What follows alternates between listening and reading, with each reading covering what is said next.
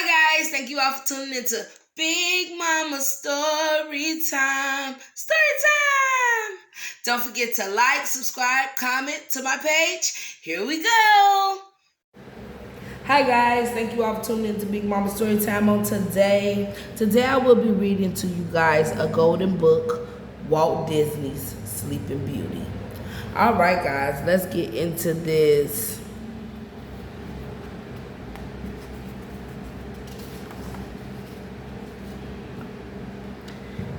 In a time long ago, in a land far away, good King Stefan and his queen were having a very special party. Everyone in the kingdom was invited to celebrate the birth of the new princess.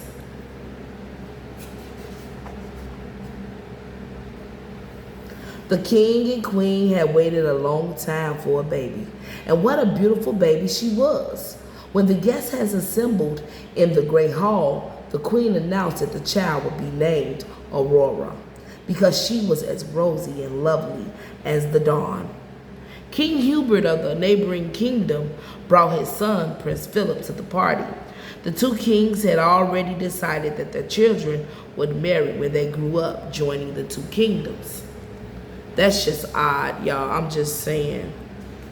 Okay, let's keep going. The good fairies Flora, Fauna, and Merryweather were there too, each with a gift for the baby.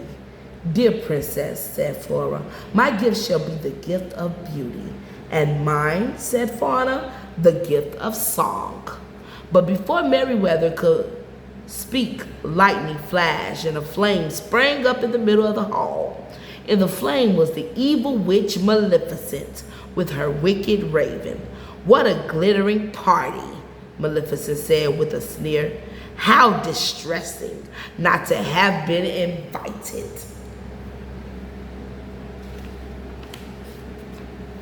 "But I shall give a gift to the child anyway," Maleficent continued. "The princess shall grow in grace and beauty.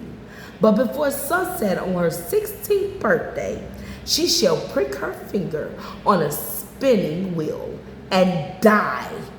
With that, Maleficent struck her staff on the floor and cackled and vanished. A stunned silence fell over the hall. There is still my gift," cried Merryweather. "Maleficent's powers are great, but perhaps I can help. Should the princess prick her finger, she shall sleep, not die, until the spell is broken by true love's kiss."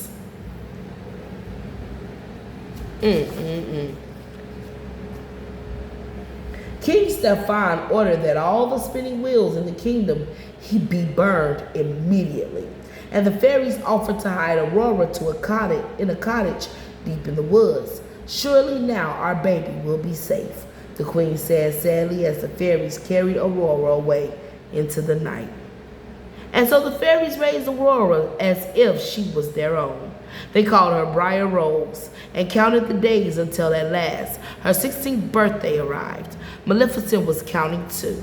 16 years and not a trace of that child. She said to her raven, "You are my last hope. Circle far and wide and find her." That afternoon, in a sunny glade near the cottage, Briar Rose was picking berries and singing a happy song. Prince Philip happened to be riding in the woods nearby. He heard Briar Rose and peeked through some bushes into the clearing. "What a beautiful young woman," he thought. Philip stepped forward to speak to Briar Rose.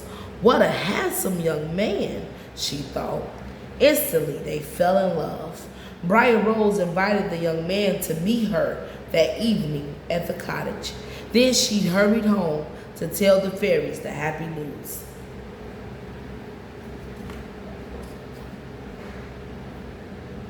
When the fairies heard about the young man, they were stunned. "But you're already promised," cried Fauna. Then the fairies told Briar Rose that she was really Princess Aurora and that she must go home to her father, King Stefan, that very evening. No one saw Maleficent's raven near the window or heard the rustle of the wings as he took off for her castle.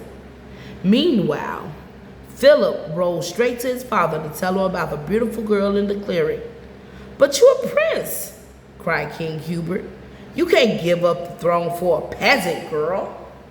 "I love her," said Philip. "I am going to marry her." Then he turned and galloped back toward the fairy's cottage. Just before sunset, the fairies brought Aurora to her father's castle, where King Stefan and King Hubert were already planning their children's wedding. Inside Aurora's room, a fire crackled on the hearth. As Aurora stared broken-hearted into the flames, thinking of the young man she loved, the fire sputtered out. A small glimmering light lingered in the grate, beckoning. In a trance, Aurora followed the light. It drifted behind the fireplace and up a spiral staircase. At the top, it turned into a spinning wheel. "Touch the spindle," a strange voice whispered. Aurora reached out her hand, pricked her finger on the spindle, and fell to the floor in a deep sleep. Maleficent had struck. See, Maleficent thought she killed her. The fairies found Aurora fast asleep. Weeping, they tucked her into bed. Then the fairies cast a spell over the castle so that everyone else would sleep too. As Flora flew through the castle, she overheard King Hubert murmuring, "How could my son fall in love with a girl in the woods?" Suddenly, Flora understood. The young man Aurora had fallen in love with must have been Prince Philip. We must find him at once," she cried. "Only his kiss will wake our dear Aurora."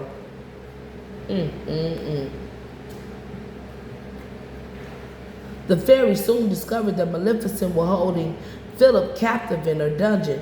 When the fairies reached the prince, they burned the locks from his chains with their magic. Then they gave him an enchanted sword and shield to help him escape. From her balcony, Maleficent saw Philip galloping away. "No!" she howled, thumping her staff on the floor. Her magic caused a thick forest of thorn bushes to spring up around King Stefan's castle.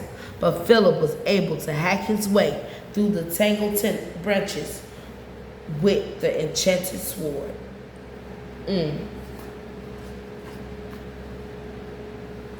Maleficent flew to King Stefan's castle and became a dragon, snorting flames. "Now, Prince," she hissed, "you face all my evil powers."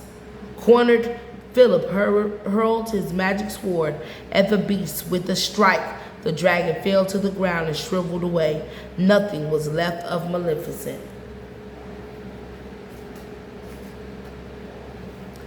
Aided by the fairies once again, Philip hurried to Aurora's side. Gently he kissed her. Gently she awoke. As they held each other, everyone in the castle began to stir. There was a great celebration that day, and for many days to come. Soon, Prince Philip and Princess Aurora were married, and they lived happily ever after. All right, guys, that is the end of Sleeping Beauty, Walt Disney's. All right, guys, thank you all for tuning in to Big Mama Storytime. Please don't forget to like, share, comment, and subscribe to my page if you haven't done so already. All right, guys, bye.